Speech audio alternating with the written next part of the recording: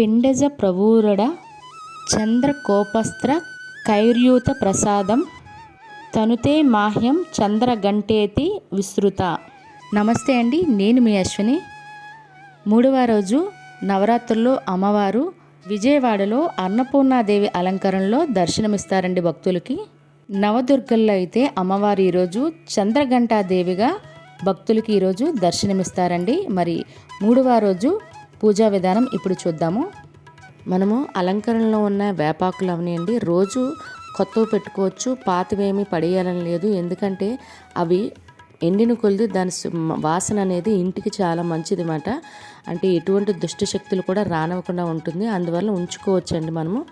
మరి ప్రతిరోజు వినాయకునికి అయితే తాంబూలం సమర్పించుకొని మనం అఖండ దీపం పెట్టుకున్నట్లయితే దీపారాధన అలా ఉంటుందండి. లేదు అంటే కావాలంటే మనం ఉన్న దీపాల్లో కూడా ఆయిల్ అనేది వేసుకుంటూ, అంటే కొంచెం పెద్దదిగా పెట్టుకుని ఆయిల్ వేసుకుంటూ దీపారాధన కొనసాగించవచ్చు. లేదంటే తర్వాత రోజు పీఠాన్ని అలాగే ఉంచి కదపకుండా దీపాలు మాత్రము మనము ఆయిల్ వేసుకుంటూ మార్చుకుంటే సరిపోతుంది.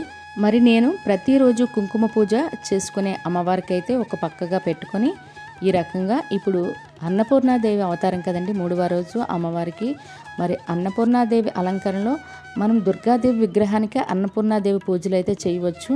నా దగ్గర అన్నపూర్ణమ్మ విగ్రహం కూడా ఉందండి, అందుకే నేను అన్నపూర్ణమ్మ విగ్రహాన్ని నేను తీసుకొని ఈరోజు మూడవ రోజు పూజ అయితే చేసుకుంటున్నాను. లేని వాళ్ళైతే ఇలా దుర్గాదేవి విగ్రహం ఉంటే దానికే పూజ చేసుకోవచ్చు. లేకుంటే ఫోటో ఉంటే మనకి ఆ ఫోటోకే అమ్మ కింద, అంటే అదే అలంకరణ రూపం కింద ఆవాహనం చేసుకుని, అంటే నిన్ను ఈరోజు మేము అన్నపూర్ణాదేవి అలంకరణలో భావిస్తున్నాం తల్లి, మా పూజలు అందుకోండి అని చెప్పి పూజ అనేది చేసుకోవాలి. మళ్ళీ యథావిధిగా ఎప్పుడులాగే కుంకుమ, పసుపు కుంకుమ అమ్మవారికి నేను అన్ని రోజులు ఒకటే అలా ఉంచేసానండి. మరి అన్నపూర్ణాదేవికి పూజ చేసుకోవడానికి ముందుగా ఒక ప్లేట్ తీసుకుంటున్నాను. మనం అన్నంతో అమ్మవారికి అభిషేకం చేసుకుంటున్నామండి. మరి అన్నంతో అంటే మనం ఎంత అన్నం అనుకుంటే అంత పెట్టుకోవచ్చు. కొంచెం అన్నం వండి చల్లార్చాలండి, వార్చింది కుక్కర్ అయినా పర్వాలేదు. ఒక కొంచెం పెద్దదిగా తీసుకుంటే మనం ఎంత అన్నం అభిషేకం చేసుకోవడానికి ఫ్రీగా ఉంటుందన్నమాట. అదేవిధంగా ప్రతిరోజు కుంకుమ పూజ చేసుకునేటప్పుడు కుంకుమ తీసివేయాలా అని అడిగారండి. అవసరం లేదండి, అలాగే ఉంచుకోవచ్చు. ఏ రోజు ఆ రోజు ధరించుకొని మనం కుంకుమ పెట్టుకొని ఎవరైనా సువాసన వస్తే వాళ్ళకి కూడా పెట్టవచ్చు. చివరి రోజు మనం పీఠాన్ని కదిపినప్పుడు మాత్రమే విగ్రహాలతో పాటుగా ఈ పసుపు కుంకుమలన్నీ బయటకు తీసుకోవాల్సి ఉంటుంది. అప్పటి వరకు మనం ఏ రోజుకి ఆ రోజు పసుపు కుంకుమ పక్కకు తీసే అవసరం లేదు. చక్కగా మనం ప్లేట్ పెట్టుకొని అందులో అమ్మవారి విగ్రహం పెట్టుకొని, లేదా పసుపు అమ్మవారిని తయారు చేసుకొని దానికి మనం కుంకుమ పూజ చేసుకుంటే సరిపోతుందండి. ఎందుకంటే అందరి దగ్గర విగ్రహం ఉంటుందని ఉండదు కదా, విగ్రహం ఉంటే దానికి కుంకుమ పూజ చేసుకుంటారు. లేదంటే మనకున్న ఫోటో ముందే ఒక తమలపాకు వేసుకొని దాని దగ్గరే మనం కుంకుమ పూజ చేసుకోవచ్చు. రోజు చాలా రేణు అంత వేసి చేయాలండి, ఎక్కువ వేయకూడదు కుంకుమ పూజ చేసుకునేటప్పుడు. ఎందుకంటే మనం చేసేది కుంకుమ మన రక్తంగా భావించి చేస్తాం కాబట్టి కొంచెం కొంచెంగా చేయాలండి. ఇగో చూస్తున్నారు కదండి, నేనైతే అన్నపూర్ణాదేవి విగ్రహం ఇలా నా దగ్గర ఉందండి. మీ దగ్గర కూడా అన్నపూర్ణాదేవి విగ్రహం ఉన్నట్లయితే చక్కగా అమ్మవారిని అన్నపూర్ణాదేవి అలంకరణలో మనం ఈరోజు పూజ చేసుకున్నట్టయితే కంటికి ఆనందంగా ఉంటుంది, అమ్మవారు కూడా ఎంతో ఆనంద పరవశులు అవుతారండి. అందుకని ఇలా నేను అన్నపూర్ణమ్మ విగ్రహం ఉంటే దాన్ని నేను అభిషేకం అయితే చేసుకుంటున్నాను. అన్నంతో అభిషేకం చేసుకోవడానికి ఆచారం కానీ, అంటే మేము మొదటి నుండి ఎప్పుడూ చేయలేదండి, ఇప్పుడు ఇలా చేయొచ్చా, దానికి ఏమి ఆచారము పద్ధతి అంటే ఏమీ లేదండి. పద్ధతి అంటే ఏంటి, అన్నం అనేది బయట వంపకుండా జాగ్రత్తగా నీట్గా మనం ప్రతిసారి అన్నం వేసుకుంటూ దాన్ని అమ్మవారి అష్టోత్తర శతనామాలు చదువుకుంటూ, మనకి ఏ అష్టోత్తరం ఉంటే అదండి, లేదు అనుకుంటే లలిత సహస్రనామైన, లేదు అనుకుంటే ఓం దుర్గే నమః, ఓం దుర్గే నమః, లేదంటే ఓం అన్నపూర్ణాయ నమః, ఓం అన్నపూర్ణాయ నమః అనుకుంటూ అమ్మవారికి మనం ఈ రకంగా అభిషేకం అయితే చేసుకోవాలండి. మరి ఈరోజు మూడవ రోజు అమ్మవారు చంద్రఘంటాదేవి రూపంలో మనకి నవదుర్గల్లో అయితే దర్శనమిస్తారండి. మరి ఎందుకు ఈ చంద్రఘంటాదేవి యొక్క విశిష్టత ఇప్పుడు విందాము. అమ్మవారు మూడవ రోజు రూపం చంద్రఘంటాదేవి అండి. మరి ఈ చంద్రఘంటాదేవి మిక్కిలి కళ్యాణకారకం అండి. అమ్మవారిని ఈరోజు పూజించడం వల్ల అమ్మవారు అర్ధచంద్రాకారంలో ఉన్న అర్ధచంద్రుని ధరించడం వల్ల చంద్రఘంటాదేవి పేరు అనేది అమ్మకు వచ్చిందండి.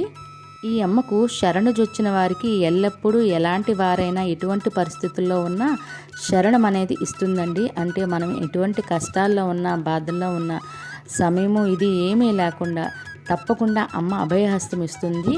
పురాణాల ప్రకారం శివుడు పార్వతీదేవిని వివాహం చేసుకోవడానికి హిమవాన్ మహానగరానికి చేరుకున్నప్పుడు పార్వతీదేవి తల్లి శివుడిని చూసి అతని భయంకరమైన రూపాన్ని చూసి మూర్ఛపోతుంది. ఎందుకంటే పరమేశ్వరుని చిందరవందరమైన ఆ కురులు, మెడలో సర్పం, అదేవిధంగా చుట్టూ భూతాలు, దెయ్యాలు వీటన్నిటినీ చూసి ఆవిడ వాళ్ళ అమ్మగారు మూర్ఛపోతారు, భయపడిపోతారు. ఆ సమయంలో పార్వతీదేవి పరమేశ్వరుణ్ణి ప్రసన్నం చేసుకోవడానికి చంద్రఘంటాదేవి రూపాన్ని ధరిస్తారు. అప్పుడు పార్వతీదేవికి ఈ చంద్రఘంటాదేవికి శివుడు మహా యువరాజుగా అందంగా అమ్మవారికి కనిపిస్తారన్నమాట ఆవిడ కనులకి. ఆ తరువాత వారి వివాహం అనేది జరుగుతుంది. ఇదే అండి చంద్రఘంటాదేవి యొక్క అవతారం యొక్క విశిష్టత. మరి అమ్మవారి యొక్క చంద్రఘంట అవతారం గురించి తెలుసుకున్నాం కదండి. మరి ఇలా అన్నపూర్ణాదేవి అవతారంలో మనకి విజయవాడలో అయితే అమ్మవారు దర్శనమిస్తారు. అందులో అన్నపూర్ణమ్మని ఇలా అన్నంతో అభిషేకం చేసుకున్నాం కదండి. మరి ఈ అన్నాన్ని ఏం చేయాలండి అని అంటారండి. ఈ అన్నాన్ని అయితే మన ఇంట్లో ఎవరైతే ఉన్నామో అందరిమీ ప్రసాదంగా తీసుకోవాలండి అన్నాన్ని. తర్వాత అమ్మవారిని చక్కగా శుభ్రం చేసుకుని మరలా ధూపము హారతి ఇచ్చుకోవచ్చండి. మరి అమ్మవారికి ఇష్టమైన ఈ అంటే కనకాంబరం పువ్వులైనా లేదు అంటే కలువ పువ్వులండి, కలువ పువ్వులైనా పారిజాతం మనకి కాడు కూడా ఆరెంజ్ కలర్లో ఉంటుంది కదండి, అందుకనే పారిజాతాలు పెట్టాను. అదేవిధంగా అమ్మవారికి తెలుపు పువ్వులు కూడా ఇష్టము. మనకి గన్నేరు పువ్వులైనా ఉంటాయి, లేదా అంటే ఇలా తెల్లని చామంతులైనా పెట్టుకోవచ్చు. ప్రత్యేకంగా ఈ అన్ని రోజులు ఏ రోజు మనం రంగుతో ఆ రోజు పువ్వులతో పూజించితే మంచిదేనండి. లేదు అంటే ఈ ఎర్రవి అక్షింతలతో అమ్మవారిని పూజించినట్లయితే చాలా ఆనందానికి లోనవుతారండి అమ్మవారు. ఇంత అని కాకుండా అంత విశేషమైన మనకి అభయహస్తం అనేది ఇస్తారు అమ్మవారు తప్పకుండా. అందువల్ల ఏదో ఒక్కరోజైనా కుదిరితే ఎరుపు అక్షంతలతో అమ్మవారిని పూజించండి. అష్టోత్తరం చెప్పుకుంటూ కుంకుమ పూజ అయిన తర్వాతనే ఎరుపు అక్షంతలతో ఉదయమైన సాయంత్రం అని ఏదో ఒక సమయంలో అమ్మవారిని ఎరుపు అక్షంతలతో పూజించినట్లయితే చాలా మంచిది మాట. నేను అయితే 3వ రోజు అమ్మవారిని అన్నపూర్ణాదేవిని ఈ రకంగా పూజ అయితే చేసుకున్నాను. పూజ చేసిన తర్వాత అమ్మవారికి నివేదించవలసిన నైవేద్యం కొబ్బరి అన్నం అండి. నేనైతే అమ్మవారికి అన్ని రోజులు నవరాత్రులు మాత్రం పానకం అయితే ఇస్తున్నాను అనమాట. పానకం ఇవ్వడం వల్ల అమ్మవారికి చలవ చేస్తుందండి. అమ్మవారు రాత్రిపూట యుద్ధం చేసి అలసిపోయి ఉంటారు కాబట్టి పానకం చేయడం వల్ల తొందరగా శక్తి అనేది వస్తుంది, మరియు చలవ కూడా చేసి అమ్మని శాంతింప చేస్తుందండి. అందుకైతే నేను ప్రతిరోజు పానకం అయితే సమర్పించుకుంటున్నాను. అయిన తర్వాత మనం ఆ విగ్రహాన్ని అయితే పక్కన పెట్టుకొని ప్రతిరోజు మాదిరిగానే ఏదో ఒక పూట అమ్మవారికి మిగిలిన అంటే మనకు దుర్గాదేవి విగ్రహం ఉంటే దానికి యథావిధిగా 2 పూట్ల పూజ చేసుకుంటాము. అదేవిధంగా ప్రత్యేకించి గుర్తుంచుకోవాల్సింది గుగ్గులంతో సాంబ్రాణి అండి. అమ్మవారికి 2 పూట్ల గుగ్గులంతో సాంబ్రాణి అనేది పోస్తే ఇంట్లో దుష్ట శక్తులు అనేవి తొలగిపోతాయండి. చూశారు కదండి 3వ రోజు అమ్మవారి పూజా విధానం. అదేవిధంగా పూజా సమయాలు అమ్మవారికి కూడా వీడియో పెట్టానండి, చూడండి. మరియు ఈ నవరాత్రుల్లో కుమారి పూజ ఎవరు చేసుకోవాలి, ఏ వయసు పిల్లలకి చేయాలి, మరి కుమారి పూజ చేయడం వల్ల ప్రయోజనం ఏంటి, ఈ వీడియో అయితే చేసి పెట్టానండి. ఎండ్ కార్డ్స్లో ఉంటుంది చూడండి. మరియు ఈ దసరా నవరాత్రుల్లో బొమ్మల కొలువు అనేది దాని యొక్క ప్రత్యేకత ఏంటి, ఎన్ని బొమ్మలు ఉండాలి, వాటికి సంబంధించిన వీడియో కూడా ఆల్రెడీ అప్లోడ్ చేశానండి. మీకు అవసరం అనుకుంటే చూడండి. మీకు ఈ వీడియో మీద ఎటువంటి డౌట్స్ ఉన్నా కింద కామెంట్ బాక్స్లో కామెంట్ చేయండి. మీకు ఈ వీడియో నచ్చినట్లయితే మీ ఫ్రెండ్స్ అండ్ ఫ్యామిలీ మెంబర్స్ కూడా ఫార్వర్డ్ చేయండి. రేపు మరలా మరొక కొత్త వీడియోతో కలుద్దాం. ధన్యవాదములు.